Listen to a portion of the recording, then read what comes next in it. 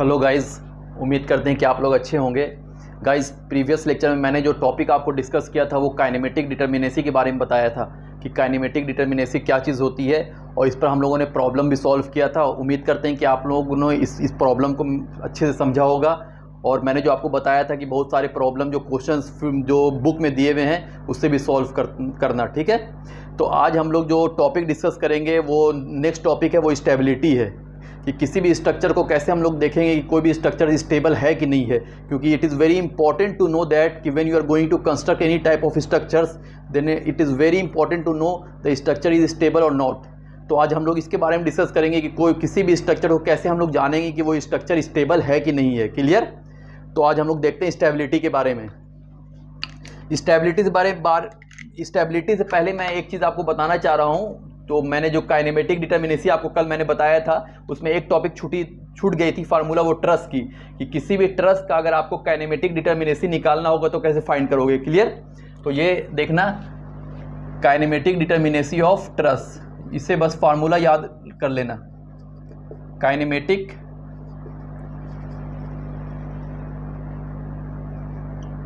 Determinacy of truss, किसी भी truss की अगर काइनेमेटिक डिटर्मिनेसी निकालनी है, अगर आपका 2D ट्रस है तो 2D ट्रस में जो होता है फार्मूला वो होता है 2J माइनस R। क्लियर? जहां पर ये J क्या है, J आपकी ज्वाइंट है और R क्या है आपकी, तो ये आपकी R रिएक्शंस है। तो इस तरह से अगर कोई भी ट्रस रहा वो 2D ट्रस रहा तो 2D ट्रस में अगर आपको काइनेमेटिक डिटर्मिनेसी फाइंड करने के लिए बोलेगा, मतलब काइनेमेटिक डिटर्मिनेसी का मतलब क्या होता है, डी सफिक्स के से हम लोग डिनोट करते हैं। तो किसी भी स्ट्रक्चर्स में अगर कोई ट्रस स्ट्रक्चर है जो 2D ट्रस है उसमें अगर आपको काइनेमेटिक डिटर्मिनेसी फाइंड करने के लिए बोलेगा तो सीधा फार्मूला यूज करना 2J माइनस R, जहाँ पे J क्या होता है, ज्वाइंट, और R क्या होता है, रिएक्शंस। जैसे एक सिंपल क्वेश्चन देख लो ट्रस का, यहाँ पे मैं बता रहा हूँ सिंपल सा, ठीक है। ये कोई आपका ट्रस स्ट्रक्चर है, ठीक है, ये आपकी ज्वाइंट है। अब मैंने क्या बताया था कि in the case of truss, तो 1 मिनट ओनली, लाइट चली गई है तो मैं उसको थोड़ा ये कर लेता हूँ। ओके, तो in the case of truss में ये आपकी कोई ट्रस है और ट्रस में ये देखते हैं, ये जो ज्वाइंट आपकी क्या है, in the case of truss में हमेशा जो ज्वाइंट होती है वो क्या होती है, हिंज होती है। ये हिंज ज्वाइंट है। इस केस में अगर आपको ये 2D ट्रस है, 2D ट्रस में अगर आपको काइनेमेटिक डिटर्मिनेसी फाइंड करने के लिए बोलेगा तो क्या करेंगे, फार्मूला क्या है, 2J माइनस R। तो यहाँ पर 2J ज्वाइंट कितने हैं, 1 joint, 2 joint, 3 joint and 4 joint, मतलब 2 इंटू 4 माइनस रिएक्शंस कितने हैं R। यहाँ पर रिएक्शंस कितने होंगे, in the case of hinge, hinge में रिएक्शंस कितने होते हैं, 2 होते हैं। तो यहाँ पर 2 और यहाँ पे 2, मतलब 2 + 2 क्या हो जाएगा, 4 हो जाएगा। तो इस तरह से 4 2 8 माइनस 4 इज इक्वल टू 4। इसका मतलब है कि इस ट्रस की काइनेमेटिक डिटर्मिनेसी कितनी हो जाएगी, 4 हो जाएगी। तो बस आपको ये जानना है कि कोई भी ट्रस 2D ट्रस रहा तो उसमें अगर आपको काइनेमेटिक डिटर्मिनेसी फाइंड करनी है तो कैसे हम लोग फाइंड करेंगे, तो ये फार्मूला याद रखना 2J माइनस R। तो with the help of 2J minus R you are able to find out the kinematic determinacy of any type of 2D truss. Clear? अगर 3D ट्रस रहा, क्वेश्चन में अगर दे दिया गया कोई ट्रस है वो 3D है, तो 3D के लिए मैं फार्मूला लिख देता हूँ। In the case of 3D truss, अगर ट्रस आपका 3D रहा तो 3D ट्रस के लिए फार्मूला क्या होता है, बस 3J माइनस R हो जाता है। 2D ट्रस के लिए 2J माइनस R, 3D के लिए 3J माइनस R, जहाँ पे J क्या है, J आपकी ज्वाइंट हो जाएगी और R आपकी रिएक्शन हो जाएगी। अगर इसी क्वेश्चन को देखोगे तो इस क्वेश्चन को देखो, अगर दे देगा कि find the kinematic determinacy of 3D truss, ये ट्रस आपकी 3D क्वेश्चन में दिया हुआ है, इसके आपको काइनेमेटिक डिटर्मिनेसी फाइंड करनी है। तो हमें पता है कि 3D ट्रस के लिए काइनेमेटिक डिटर्मिनेसी का फार्मूला क्या होता है, वो होता है 3J माइनस R। 3 ज्वाइंट कितने हैं, 1 2 3 4 और माइनस R, ये हिंज से 2 रिएक्शंस, हिंज से 2 reaction, 2 + 2 4 means 12 minus 4 is equal to 8। तो in the case of 3D के लिए काइनेमेटिक डिटर्मिनेसी का फार्मूला क्या हो जाएगा, काइनेमेटिक डिटर्मिनेसी कितनी हो जाएगी, 8 हो जाएगी इस ट्रस के लिए। 3D ट्रस के लिए अगर ये ट्रस 2D रहा तो उसके लिए फार्मूला 2J माइनस R होगा। तो इस चीज़ों को याद रखना है आपको। अगर कोई क्वेश्चन पूछता है कि कोई भी स्ट्रक्चर है, ट्रस है, उसमें कोई 2D ट्रस है तो उसके लिए काइनेमेटिक डिटर्मिनेसी बताओ, तो आपको फार्मूला याद रखना है कि 2D ट्रस के लिए 2J माइनस R होता है और 3D रहा तो उसके लिए क्या होता है 3J माइनस R होता है। बस इस चीज़ों को माइंड में याद रखना। तो कोई भी ट्रस रहा उसके आप काइनेमेटिक डिटर्मिनेसी फाइंड कर सकते हो। होप आपको समझ में आ गया होगा कि किसी भी ट्रस की काइनेमेटिक डिटर्मिनेसी हम लोग कैसे फाइंड करते हैं। क्लियर? बस दो फार्मूला याद रखना, 2D के लिए 2J माइनस R, 3J के लिए 3D के लिए 3J माइनस R। क्लियर? अब एक नया टॉपिक हम लोग देखते हैं, स्टेबिलिटी। इसको अगर नोट करना नोट कर सकते हो आप, ठीक है।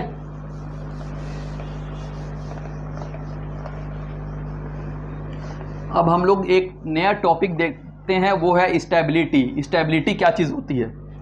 देखो स्टेबिलिटी बहुत ही इंपॉर्टेंट टॉपिक होती है ना। स्टेबिलिटी, देखो स्टेबिलिटी का मतलब क्या होता है? स्टेबिलिटी का मतलब होता है कि व्हेन द फोर्सेज और load is putting on the structure then structure can not be move. अगर ये आपकी एक स्ट्रक्चर है, इस पर अगर आप कोई लोड अप्लाई कर रहे हो तो लोड अप्लाई करने के बाद ये स्ट्रक्चर मूव नहीं करनी चाहिए। अगर ये स्ट्रक्चर मूव नहीं कर रही है तो आप कह सकते हो कि आपकी जो स्ट्रक्चर है वो स्टेबल है। अगर ये स्ट्रक्चर मूव कर गई तो फिर वो स्टेबल नहीं होगी। तो सिंपल स्टेबिलिटी का मतलब ही होता है कि व्हेन द फोर्स और load is putting on the structure then it can not be move. Clear? तो ये आपकी स्टेबिलिटी होती है। इसकी कुछ क्राइटेरिया होती है कि किसी भी स्ट्रक्चर की स्टेबिलिटी हम लोग कैसे जानेंगे और कैसे फाइंड की जाती है, वो हम लोग देखते हैं। क्लियर? तो इसमें जैसे सिंपल आप देखो, एक ये कोई स्ट्रक्चर है, ठीक है। ये आपकी हिंज सपोर्ट है, ये आपकी रोलर है, ये अभी आपकी रोलर स्ट्रक्चर है। Clear?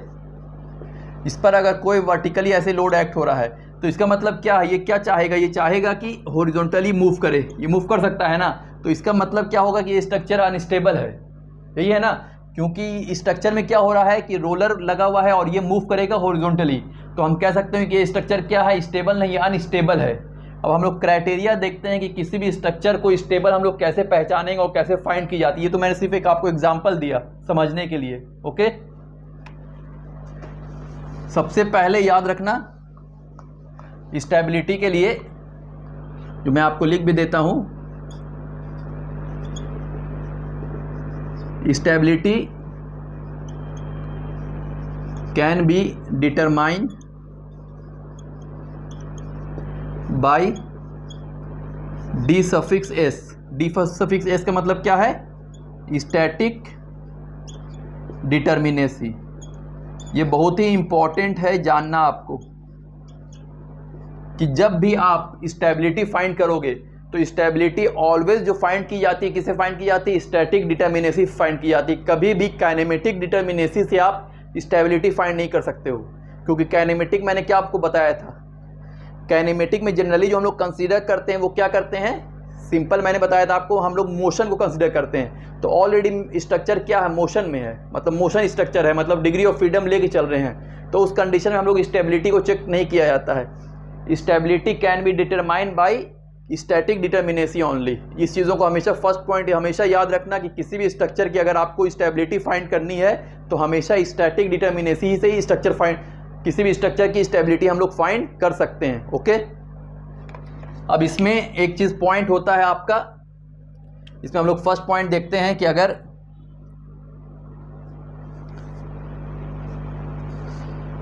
Static determinacy is less than zero, अगर स्टैटिक डिटर्मिनेसी की वैल्यू जीरो से कम है तो हम कह सकते हो कि स्ट्रक्चर क्या है?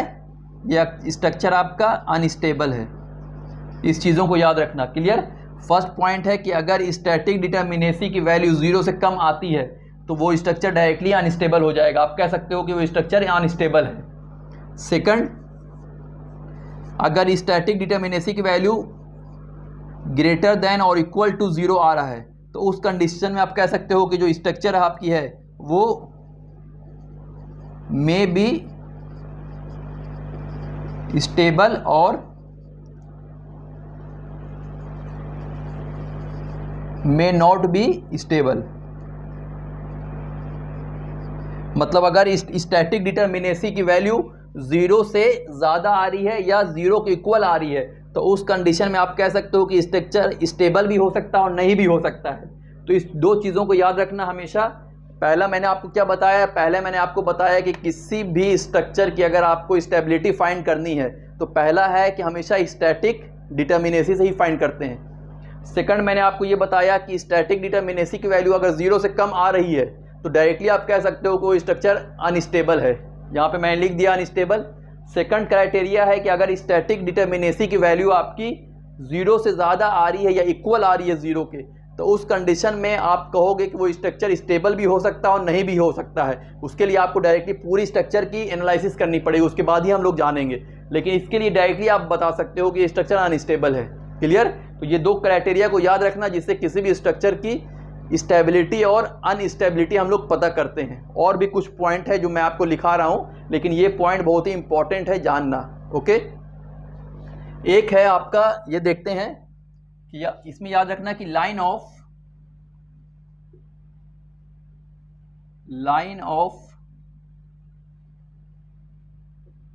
रिएक्शन फोर्स अगर पैरेलल होता है,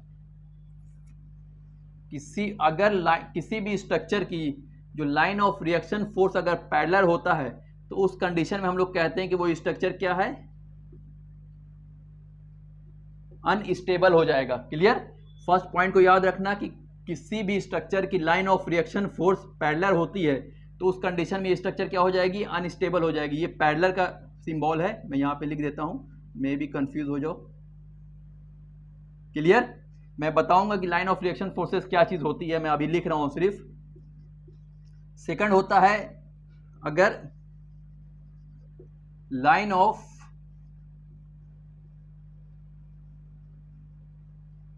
रिएक्शन फोर्स कॉन्करेंट है तो उस कंडीशन में भी स्ट्रक्चर क्या हो जाएगी आपकी, अनस्टेबल हो जाएगी।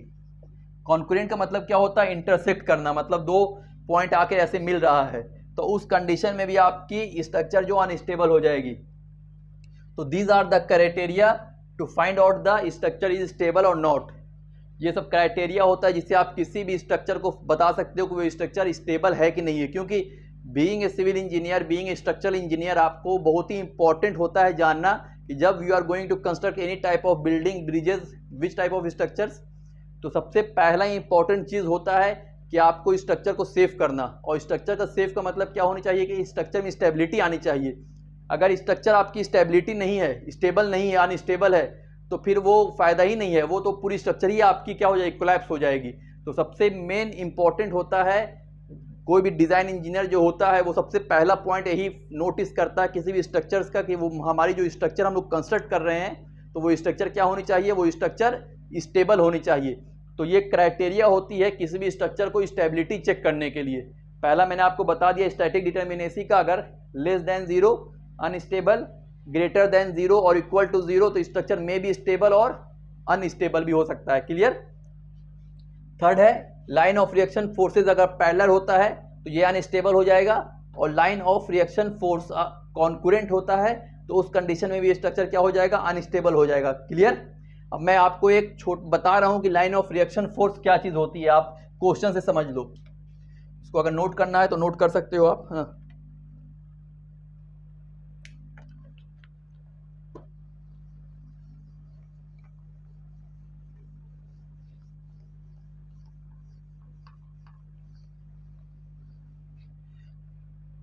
देखते हैं एक, जैसे एक स्ट्रक्चर्स हम लोग लेते हैं, ठीक है, ये आपकी स्ट्रक्चर्स है, ये आपकी हिंज सपोर्ट है, ये रोलर है, ये भी रोलर है। अब इस कंडीशन में देखना कि ये स्ट्रक्चर आपकी स्टेबल है कि अनस्टेबल है। अब पहला देखो कि ये सपोर्ट कौन सी है, हिंज सपोर्ट है, तो हिंज सपोर्ट में रिएक्शन कितने होंगे, दो होंगे, पहला वर्टिकली और दूसरा हॉरिजॉन्टली। तो इसका मतलब है कि हाँ, इसकी लाइन ऑफ रिएक्शन कैसी होगी, ऐसी जाएगी, ये होगी ना। सेकंड क्या है, रोलर है, तो रोलर का मतलब क्या है कि इसकी रिएक्शन क्या होगी, एक होगी सिर्फ वर्टिकली होगी, तो ये वर्टिकली हो रही है, इसका मतलब इसकी भी लाइन ऑफ रिएक्शन क्या होगी, ऐसे होगी। ये भी रोलर है तो इसका मतलब है कि इसकी लाइन ऑफ रिएक्शन ये होगी पैरेलल होगी। अब इस कंडीशन में देखो, मैंने फर्स्ट पॉइंट मैंने क्या आपको बताया था, पहला पॉइंट मैंने बताया कि अगर लाइन ऑफ रिएक्शंस पैरेलल होता है तो स्ट्रक्चर क्या हो जाएगी, स्ट्रक्चर आपकी अनस्टेबल हो जाएगी। यहाँ पे देखो ये भी लाइन ऑफ रिएक्शन है, ये भी लाइन ऑफ रिएक्शन और ये भी लाइन ऑफ रिएक्शन, ये सब एक दूसरे के पैरेलल हो रहा है ना, पैरेलल हो रहा है, तो इसका मतलब डायरेक्टली आप कह सकते हो कि ये स्ट्रक्चर क्या है, अनस्टेबल है। मतलब ये स्ट्रक्चर बनाने का कोई यूज ही नहीं है, क्योंकि ये स्ट्रक्चर मूव करेगी ही करेगी।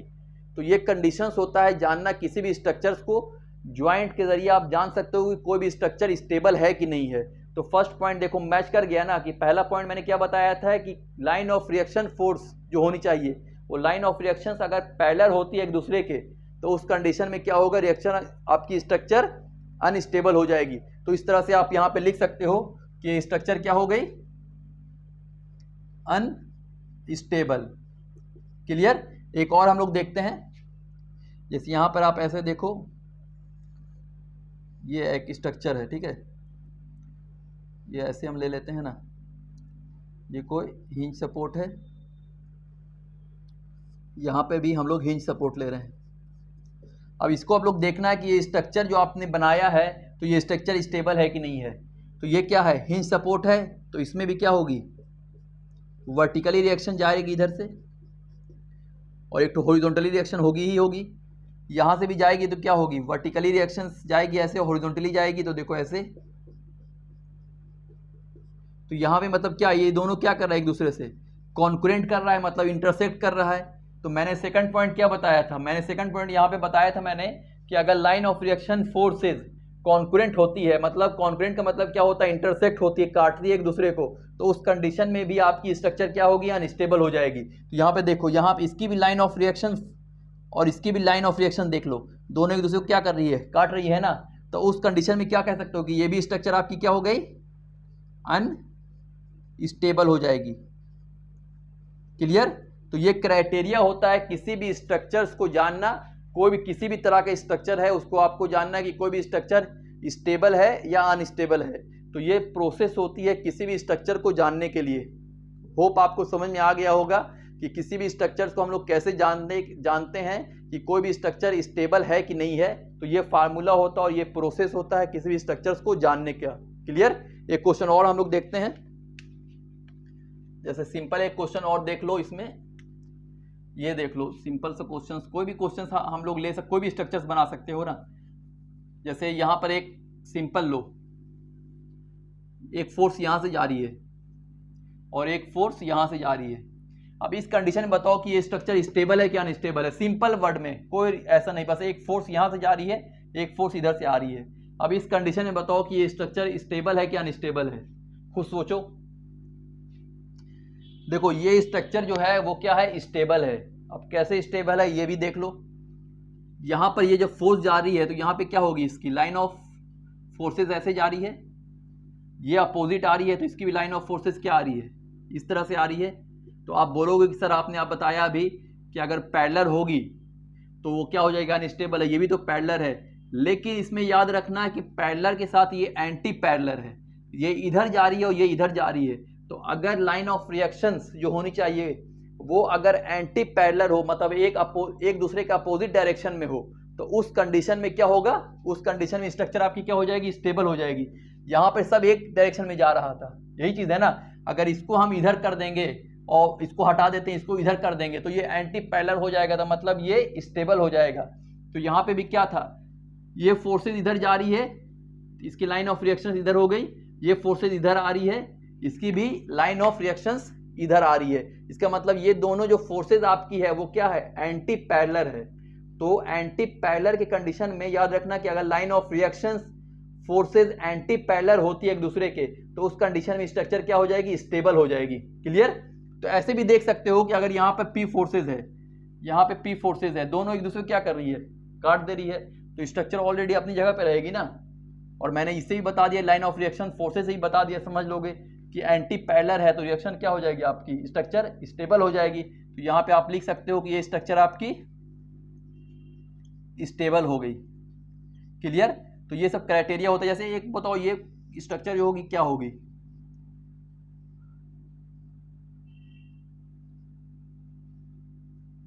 यही सपोर्ट है और यहाँ पे लोड एक्ट हो रहा है P। अब ये बताओ ये स्ट्रक्चर स्टेबल होगी कि अनस्टेबल होगी? एक मिनट मैं रुक रहा हूँ, आप खुद से सोचो, बताओ, मतलब खुद से सॉल्व करके आप माइंड में डिसाइड कर लो कि होगा कि या नहीं होगा, उसके बाद तो मैं बताऊंगा ही। देखो ये स्ट्रक्चर भी स्टेबल होगा, क्लियर, क्योंकि आपको पता है कि जब ये लोड सेंटर पे एक्ट हो रही है तो इसका मतलब यहाँ पे क्या हो जाएगा, P/2, यहाँ पे भी क्या होगा, P/2 होगा ना। तो इसका मतलब है कि जब P यहाँ पर है और P/2 है तो दोनों एक दूसरे को क्या करेगा, कट कर देगा, तो स्ट्रक्चर क्या होगा आपका, स्टेबल ही होगा। और बाकी लाइन ऑफ रिएक्शन फोर्स से भी आप देख सकते हो। अब देखो इधर, ये जब इधर जा रहा है तो इसकी रिएक्शंस इधर जाएगी, ये नीचे आ रहा है तो इसकी रिएक्शंस इधर जाएगी। एक दूसरे के क्या है, ये अपोजिट है ना, पैरेलल है, लेकिन क्या है, एंटी पैरेलल है ना, ये इधर जा रहा है, ये इधर जा रहा है, इसका मतलब ये भी स्टेबल है। इसकी कंडीशन में देख लो, ये इधर आ रहा है और ये इधर जा रहा है, ये भी एक दूसरे के क्या है, एंटी पैरेलल है। तो ये भी स्ट्रक्चर आप कह सकते हो कि ये भी स्ट्रक्चर आपकी क्या है, स्टेबल है।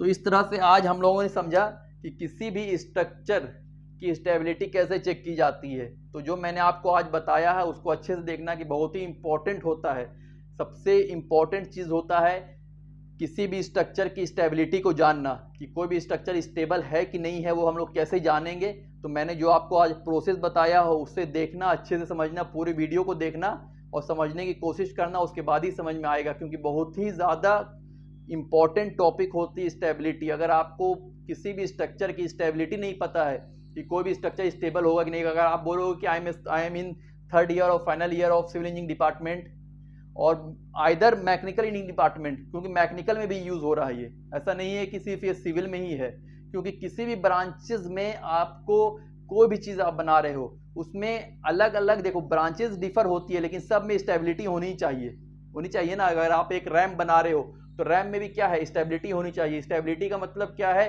कि जो भी आप रैम बना रहे हो वो क्या है, अपनी जगह से वर्किंग कंडीशंस में रहे, सही से काम करे, वो भी क्या है कि स्टेबल ही है ना। तो उस तरह से आपको हर फील्ड में स्टेबिलिटी बहुत ही ज़रूरत होती है। और being a civil engineer it is very important to know that the structure is stable और नॉट। तो you should have the knowledge about that, what is the process to find out the structure is stable और not.